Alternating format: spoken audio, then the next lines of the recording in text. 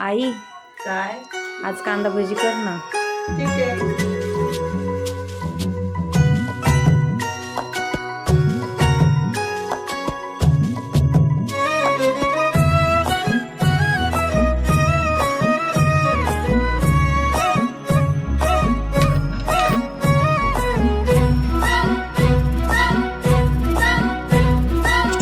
उन उन वटातून गुलाबी धांदल वाफाळल्या पीर माझी मोगरी मलमल.